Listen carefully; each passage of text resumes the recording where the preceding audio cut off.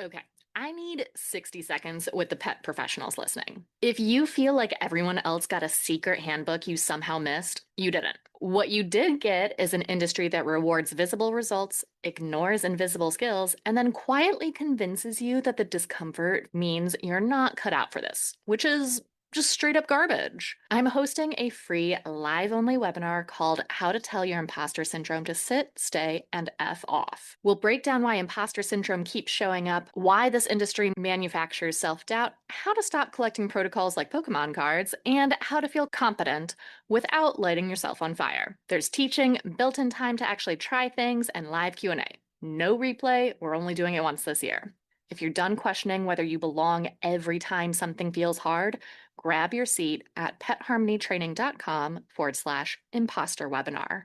That's petharmonytraining.com/imposter webinar. See you there. I was told that every dog has to learn these 16 skills first before we can start working on the actual issue, but I can't get my clients to do it. And I feel like I am a terrible professional because I can't get my clients to do it. And I can't tell you how many times. I don't have to tell you, audience, I can't tell you how many times we, the mentors, are like, it's not you, baby. You're doing great.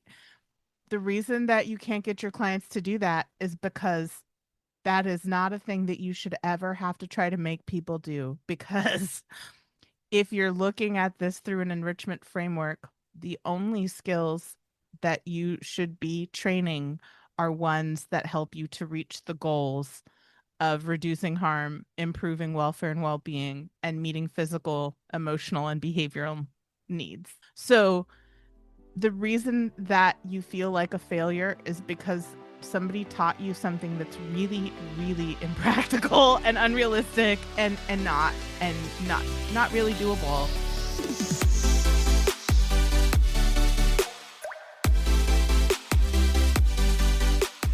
Welcome to Enrichment for the Real World, the podcast devoted to improving the quality of life of pets and their people through enrichment. We are your hosts, Allie Bender. And I'm Emily Strong. And we are here to challenge and expand your view of what enrichment is, what enrichment can be, and what enrichment can do for you and the animals in your lives. Let's get started. Thank you for joining us for today's episode of Enrichment for the Real World. And I want to thank you for rating, reviewing, and subscribing wherever you listen to podcasts. All right, we need to talk. You're getting enrichment wrong. Yeah, I said it. I went there. I chose violence. I'm kicking off this episode with some spice. But it's not just you. It's all of us. We all do it. Don't feel bad. I'm going to tell you a story about when I was still running Austin Parrot Society back in the day. And my landlord helped me convert my garage into a bird room. And I had my 6 birds in there. And then I also had 6 cages for foster birds. So I had a total 12 birds in this room. And I spent an entire weekend like decking the garage/bird room out in like the fanciest ways. It was so much work. I was so creative. I was so proud of it. I took a ton of pictures and I posted them online and in the Austin Parrot Society forums. And I was like, look at this fancy bird room. I made an enriching space. Look at me go. And then I moved the birds into the room and 0 of the birds interacted with any of the stuff. They were all like, what is going on with this space? It is so extra. Like, what are you even doing? What are we supposed to do with this space? I don't understand. This is loud. It's like you're at a 30 and I need you at a 7, right? Like, okay. Ouch. Duly noted. Okay, I have been adequately chastised by these 12 birds who are all unanimously telling me that this is not it, that this is not enrichment. And I was like, okay, cool. So I had to keep tweaking it until I got to a place that the space was actually usable for them and that they actually enjoyed using it and they did the things so that enrichment could actually happen. So I also get enrichment wrong sometimes. It is really common for us as humans to take that prescriptive approach and think in our heads, like have a hypothesis of like, this object is meant to be an enrichment toy and it's meant to achieve this outcome. So I'm going to provide this, and ta-da, enrichment has happened. And then the thing about the descriptive part of this, what makes it a descriptive process rather than a prescriptive process, is assessing outcomes, being like, actually, none of the birds were enriched at all by my first attempt at packing that garage full of stuff.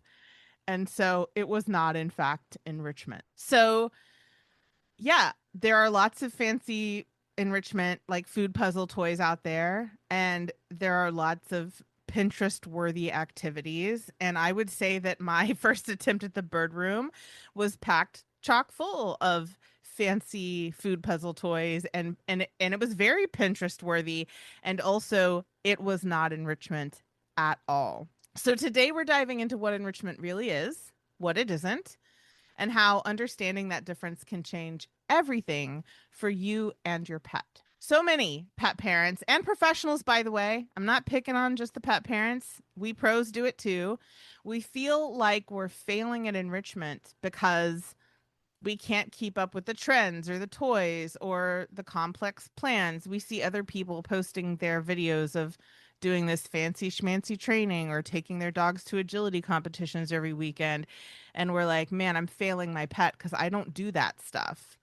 But the truth is, enrichment isn't about doing more. It's about meeting needs better, about making sure that our animals have as much agency as possible, which means giving them the skills that they need to make good choices in the environment that they live in, reducing harm, improving welfare and well-being, and making sure that they can live a life as close to what they would be living without human interference as possible in their current reality.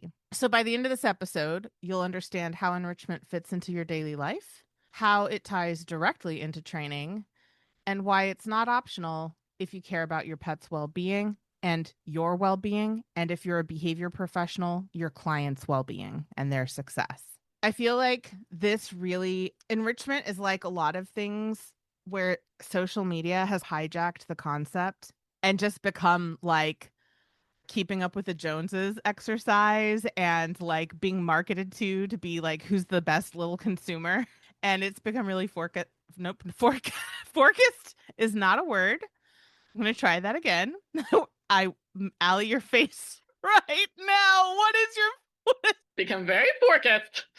like I just it just I went all the way back to, who is he? Gulliver's Travels, where there's the kingdom that eats the egg from the small end and the kingdom that eats the egg from the large end, and it's like a hilarious satirical commentary on religion in whatever time that was, in whatever country that was. Ireland, question mark, UK, I don't know, something over there. And so my brain went full forkist versus like spoonist. That explains your face, and also I'm here for it. I Thought you would be.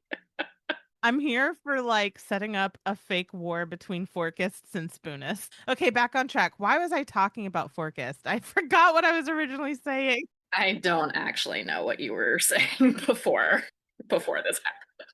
All right, I'll try to get back on track. It's not you. I was the one who invented the word forkist. Here we go. I've got this. I can do this. So we can be really. What is happening? I was almost on track, Allie. All right. I'm just waving my little noodlies around. They are those physical therapy or just stress reduction? Stress reduction. They are delightful. I almost had it. I can get it back. Here we go. All right, I'll wave my noodlies off screen. Okay, sounds good. Okay, I got this. All right. We can get really focused on trying to be as good as somebody else or trying to meet these like fake expectations on social media. And I feel like that's it. Well, no, I don't feel like, I know it is definitely not just an enrichment thing, right? Like there's the keeping up with the Joneses thing is a problem on social media with everything, with how your body looks, with how you do your makeup, with going on vacations, everything. And I feel like enrichment has just been yet another victim of the social media keeping up with the Joneses like garbage. How do you feel about that? Fight me or don't fight me. I don't want to fight you. I agree. I, I agree with you. Excellent. I'm glad. It's almost like we wrote this book together or something. Yeah. Well, okay. I'm gonna not fight you, but have an addendum that is contradictory. Yes. Okay. I'm here for it. Do it. Let's go. You're choosing so much violence today, and that is very normal, and I just can't rise to the occasion. That is fair. That is fair. What I will say, and those of you who know me well know that I am one of the last people to bestow compliments upon social media. What I will say is that for people who are just starting their enrichment journey, maybe they haven't had the vast experience. They haven't had experience with other species in which environmental enrichment is just like the norm. It's the thing that you do. It's not contested at all. One of the nice things about social media is giving you ideas of different ways to do things. We talk so often about how you can essentially like how once you know the rules you can come up with ideas on your own, and also I think those examples can be really helpful for people to start trial and eval so they can learn the rules and internalize the rules. Yeah, for sure. That's a great point. And I think it was an important one to bring up because it's not that social media is bad and people shouldn't share what they're doing with their pets because other people might feel bad about it. That's not the message at all. It's just we need to bring the focus back to what we're doing and why we're doing it, and that this isn't a competition for who can enrich their pet the most. It's about making individual assessments for your pet in your household in your environment based on your constraints and your pet's constraints, which has literally nothing to do with anybody else. And also, we share the good stuff on social media, so you don't see all the ways that the people who are posting their agility competition videos every weekend also feel like they are struggle busing to meet their pets' needs, right? So it's not so much about controlling what other people do on social media. It's more about shifting our mindset about what enrichment is and how to engage with the stuff on social media.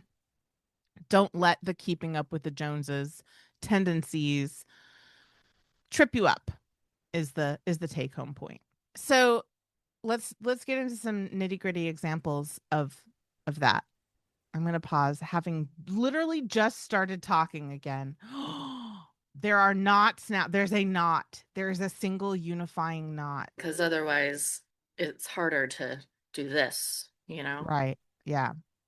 By the way, you no longer have to do that off screen because now that I know what it is and I know what to expect from it. It's not distracting anymore. What I should probably actually do is go get a coloring book. That would probably be a less distracting Do way. your thing. Whatever you need to do to take care of your body and your person, I support you. Also, you no longer need to worry about it because I was just reacting to the novelty, the lack of predictability and the novelty. And now that it is both predictable, wait, nope, that's not right. Now that it is predictable and no longer novel, I I will not react to it anymore.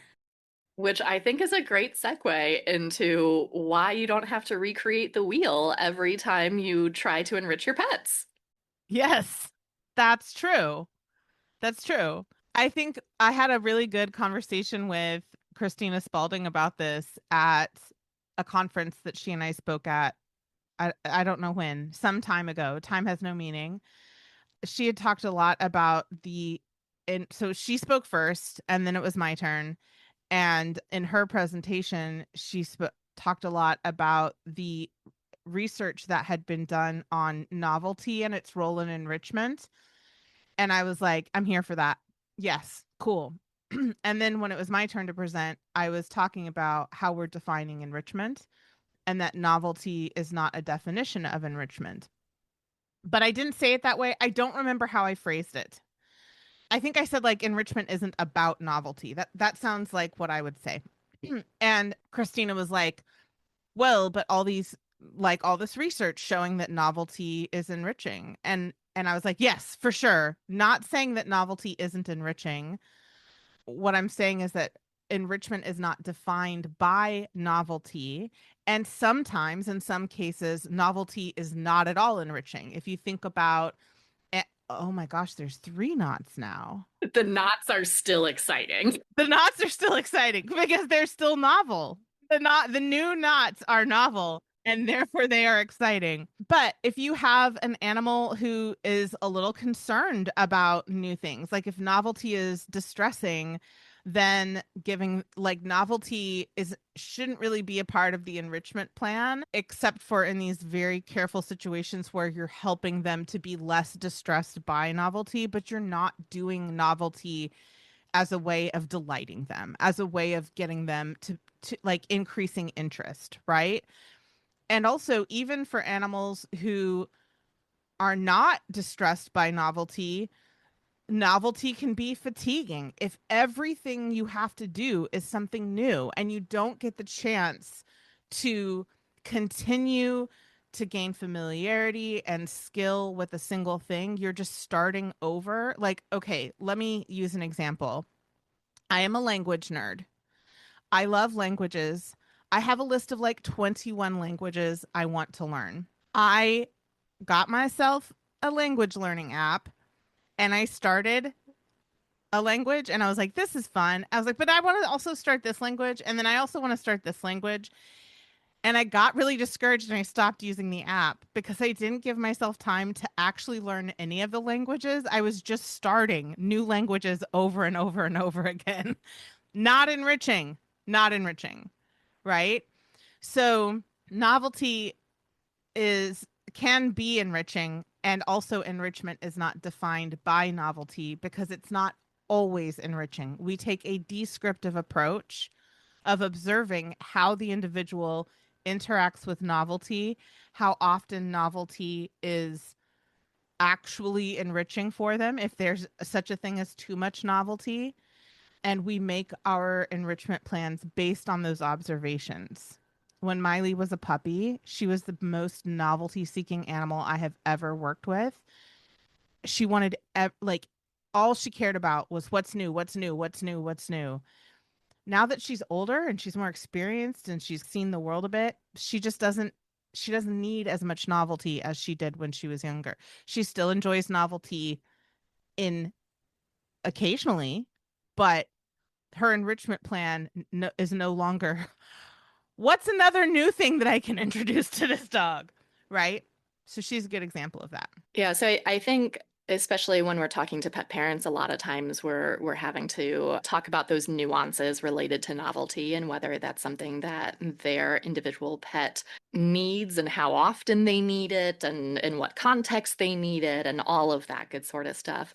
I think for professionals, where we talk more frequently is about not separating in enrichment from training or training from enrichment, where I've seen so many behavior modification plans, training plans, whatever it is that you want to call them, where it's like, here is your enrichment plan and here is your training plan. And not only is that overwhelming for the client, it also creates an unnecessary and sometimes harmful divide between the two things, because realistically, enrichment is setting the context for the animal being able to learn and perform well during that training session. So when we better meet our pet's needs, the training becomes easier. We can do more with the training, all of that. And so it really is not separate from or a bonus or an addition or an if there's time, it's a how do we set this learner up for success? And that's through enrichment. Yeah, yeah. I think that's something that we really work on a lot in Pet Pro is helping people to understand how training should function as enrichment. And we oftentimes, and I know we've talked about this on the podcast before, but oftentimes when people first join Pet Pro, they're like, I was told that every dog has to learn these 16 skills first before we can start working on the actual issue, but I can't get my clients to do it. And I feel like I am a terrible professional because I can't get my clients to do it. And I can't tell you how many times, I don't have to tell you, audience, I can't tell you how many times we, the mentors, are like, it's not you, baby. You're doing great. The reason that you can't get your clients to do that is because that is not a thing that you should ever have to try to make people do. Because if you're looking at this through an enrichment framework, the only skills that you should be training are ones that help you to reach the goals of reducing harm, improving welfare and well-being, and meeting physical, emotional, and behavioral needs. So the reason that you feel like a failure is because somebody taught you something that's really, really impractical and unrealistic and not really doable. There are very few people in the world who get excited when they're like, I get to teach my dog 16 different skills before we work on the issue that I came to you about. Amazing. Like, that's just, there's a very small subset of humans who have that response. So, like, it's not you. We just need to help you figure out how to look at training and enrichment as pieces of a whole rather than as separate entities. My sidebar that does not add value to this conversation, but I'm going to say it anyway, is when I was working at a different training company, I once had somebody come to me and ask me to help him teach his dog the like 7 core skills or behavior. I don't remember what the actual wording was, and I was like, I have literally no idea what you are asking me to. I don't know what you're talking about right now. And then I looked it up and it was like from some TV personality dealio. And I don't even remember which one, but like somebody. And I was like, oh, that's what I was being asked to do. Cool. Yeah, TV is entertainment. It's not real training. That's why it's so important as professionals to understand enrichment deeply and understand how these puzzle pieces fit together and understand how to use an enrichment framework and think about behavior change through the lens of enrichment.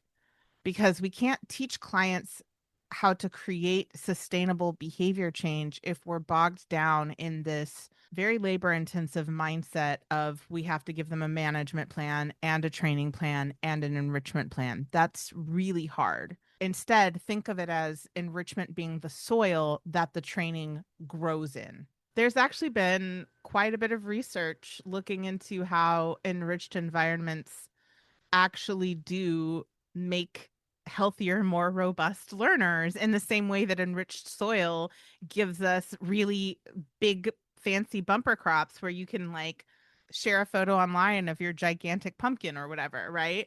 That enriched environments increase neuroplasticity and decrease stress, improve resilience, improve an animal's positive outcome bias. In other words, they have a more optimistic outlook on like, this will probably go well. If I make this attempt, it's probably going to be great. Right. And all of that directly impacts learning and behavior outcomes. So it's really helpful to understand how enrichment and training and management all fit together as pieces of a puzzle because all of these things really do impact each other and make each of those components easier when they're working together in harmony instead of being compartmentalized. So, one, it's hard for me to come up with one specific story for this because it's like literally over a decade's worth of work doing this with, at this point, probably over 1,000 animals and, all of that. But I remember this one kiddo whose name eludes me, and so I'm going to call her Elaine. Elaine's parents contacted me because she was reactive on walks through the window, the whole kind of general reactivity dealio that we see all the time. And as I was talking to them and they were describing when the reactivity got worse in their life, and it had to do with some like house layout thing, or I believe there's also a schedule change in there as well. And so we're talking, and I was like, it sounds like Elaine, even though she's fully an adult, we're not talking puppy, we're not talking adolescent, she was fully an adult. I was like, it sounds like she's kind of an overtired, cranky toddler staring out the screen door for people to yell at instead of napping. And what happens if we just let her not be near the screen door and then she goes and takes a nap? And I only had a couple of sessions with this family because that was the solution. It was that Elaine was choosing to spend her days being hyper vigilant at the screen front porch screen door, watching the neighborhood, watching the sidewalk, yelling at everything that walked past.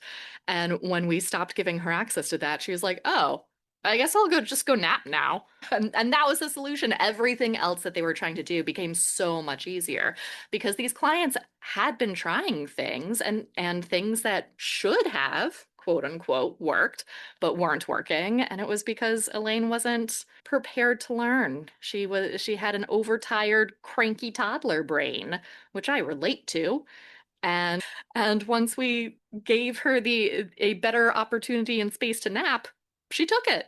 I feel like that that is, yes, you're right. That is Welcome to Tuesday, and we have like years and years and years of Welcome to Tuesdays.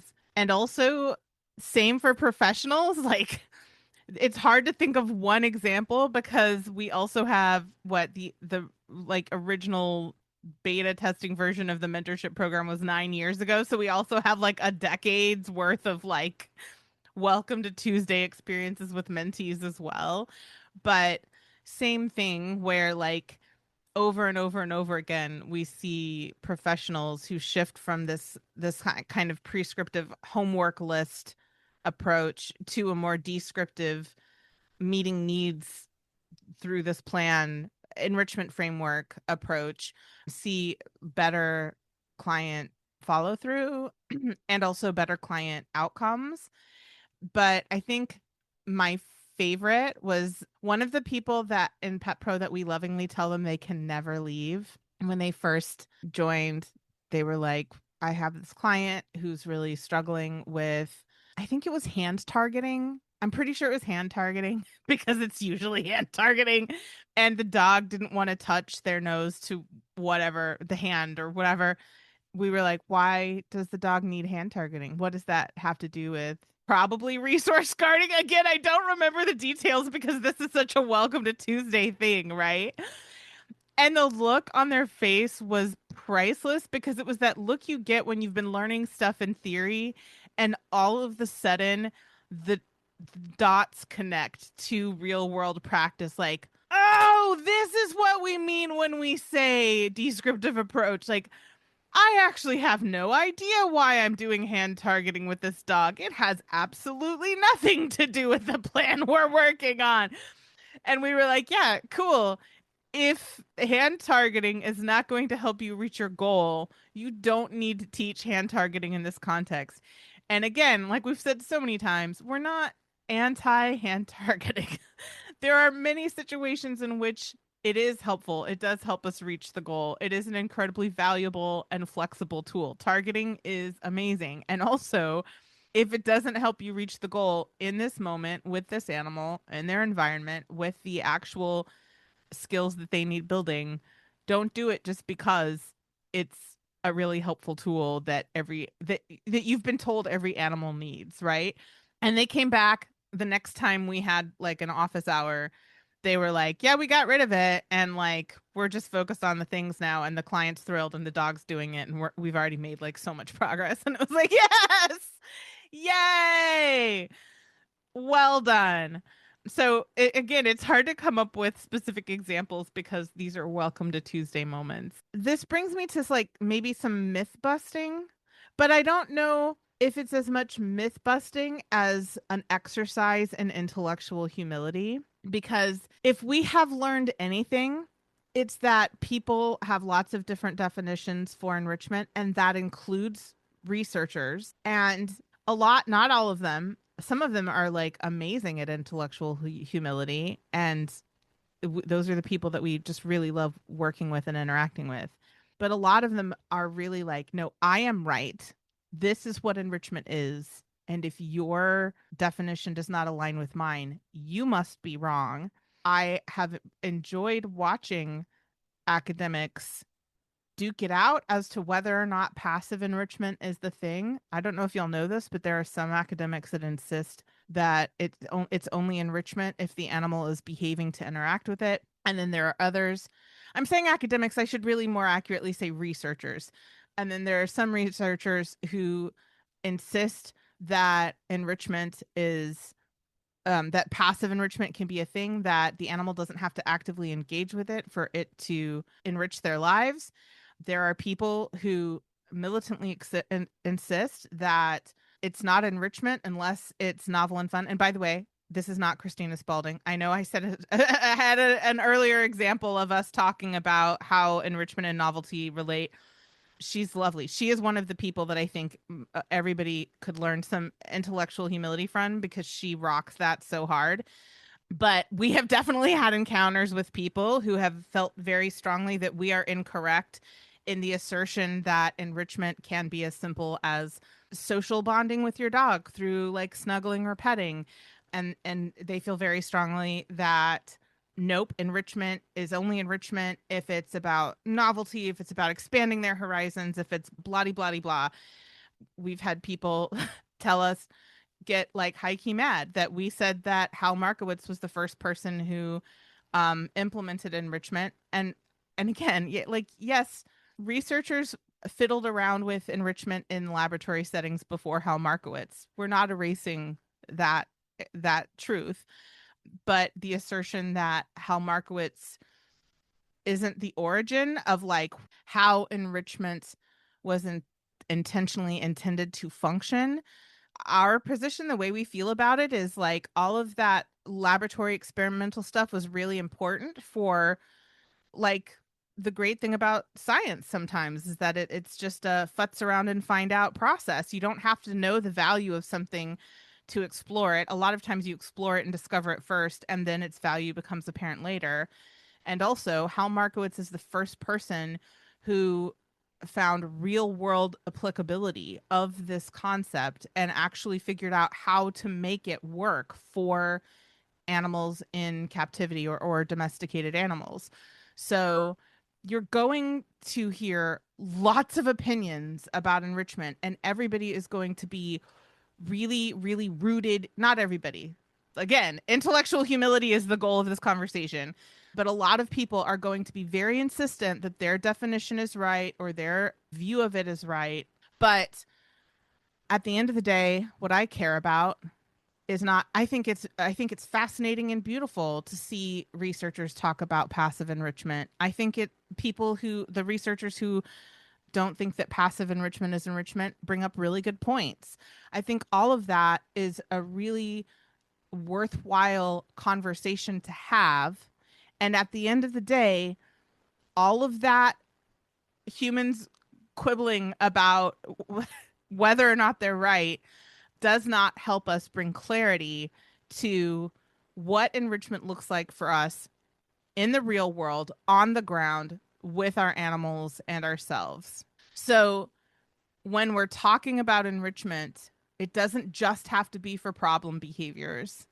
If you are a human being and you share your life with a non-human and you would like to improve your relationship with them, or you would like to introduce more novelty, or You would like to find more or better ways to go out and move your bodies together as a social bonding / physical exercise thing. Do it. That's enrichment. It's for everybody, regardless of whether or not you feel like there's a problem in your life. If it's reducing harm and improving welfare and well-being, we can call it enrichment, whether or not there are people on the internet who feel strongly that we're wrong about that. You are good enough. What your attempts to improve your life with your pet is good enough. If you are this belief that like I am doing enrichment because I'm training and therefore I have to keep training more, and if I'm not training more, I'm not enriching my animal, hun, go easier on yourself. That's not it.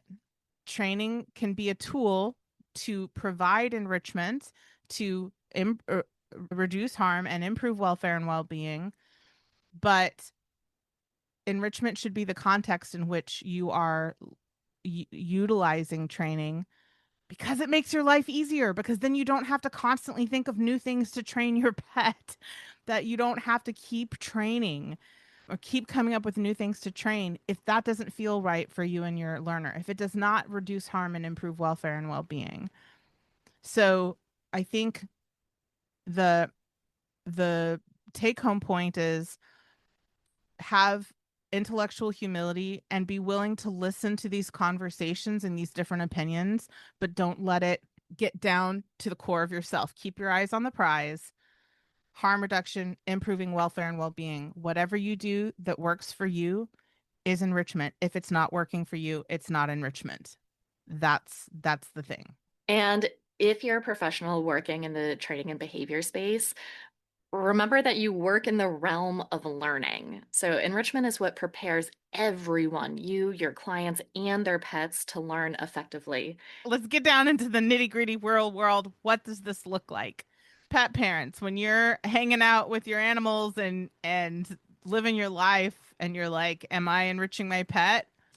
Instead of just feeling guilt and trying to keep up with the Joneses, or trying to like figure out which highly opinionated voice on the internet you need to be listening to, just ask yourself, where are the needs being met and where aren't they? Are there unmet needs that I can address? Are there needs that are being met, but I would like to meet them even more?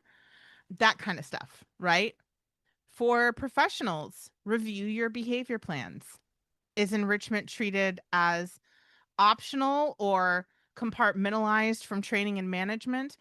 Or is the training and management a part of a unified, cohesive enrichment plan? And not just is it part of, but have you sufficiently explained to your clients and verified that they understand how doing those strategies is going to impact their success? Yeah, for sure. An example with Bundini is he has to live in our basement for a lot of reasons. Not going to go into those details, not the point of the story. But the problem with being in the basement is that I couldn't give him a subterranean burrow, because I'm not going to jackhammer a burrow into our foundation, our house's foundation. That's just not going to happen. Well, that's just, you should feel guilty about that. I should feel guilty about that. You're right. But I did observe that he was a lot more reactive to things that were happening in the environment that were just mundane things, because he didn't have a burrow. And so like I could have done a bunch of training with him. I could have done like all this counter conditioning stuff, counter conditioning him to Miley, counter conditioning him to the washer and dryer, counter conditioning him to the basement door opening and closing. That would have been a lot of work. Probably would not have solved the problem anyway. I got a gigantic box. I cut a hole in the front and the back. I packed it full of hay, and he was like, "This is a burrow." And I was like, amazing, buddy. Like, we figured out how to give you a burrow. I didn't have to do a bunch of training with him. I didn't have to do a bunch of really laborious counter conditioning exercises. I just adjusted his environment to give him a thing that rabbits seek out. Burrowing is a species typical behavior for rabbits, right? It was a small change that had a huge impact on his behavior. And he is so much more calm and relaxed now. He sniffs Miley through the fence. He doesn't react at all to the washer and dryer or the basement door opening, because I was not thinking about it like training and enrichment. The process was, what enrichment needs to happen here to address the the deficits in the environment, right? And also, you don't have to be perfect. I have spoken at least once, I'm pretty sure more than once, in recent episodes, or maybe for you they're going to be future episodes because we don't record these in order. So I don't know. Time has no meaning. But I have mentioned that there are things about Bundini's life that I have struggled with feeling enrichment guilt about. Like, I feel like there are definitely things that I could do better. I could spend more time with him. I could work harder to get him outdoors to get more sunshine. My enrichment plan with Bundini is not perfect. And also, you don't have to be perfect. You just have to be intentional.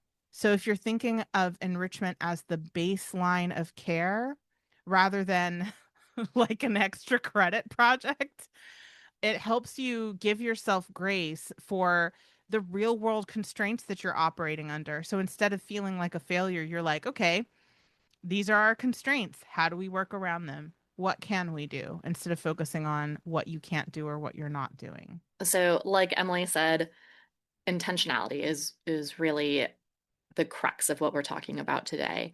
Enrichment planning is how we build sustainable change for pets, people, and we talk about this all the time in Pet Pro for professionals themselves. Like, we're a part of this equation as well, and need to be meeting our own needs, enriching our own soil. I love that you separated out professionals from people. I knew what you meant. Pets, pet parents, and professionals. That was it. But also, I feel like I very recently had a conversation in Pet Pro where I was equated to an alien. So, an annual planning, maybe? I feel that. I often feel like I'm an alien too. So maybe you weren't wrong. Maybe you were right the first time. Maybe pet professionals are different than people. We don't know. We don't know. Delightful. All right. So to recap, enrichment is not defined by what toys you use or what training you do or novelty, or do you have the best like Instagrammable videos and photos of you doing things with your pets. It's not about keeping up with the Joneses. It's about meeting needs, reducing harm, improving welfare and well-being. And when we do that, everything else gets easier, including our the pressure we put on ourselves that gets much easier. So if you want to put this into practice, ask yourself, what is one need that your pet or your client or your client's pet or you yourself might be missing right now? What's one thing that we can do to improve their welfare and well-being? One need that we can meet. And speaking of needs, join us next week as we zoom in on one often overlooked need in pet care. And while you're at it, check out our blogs. Enrichment isn't about the activity, and When Enrichment Isn't Enriching for more guidance.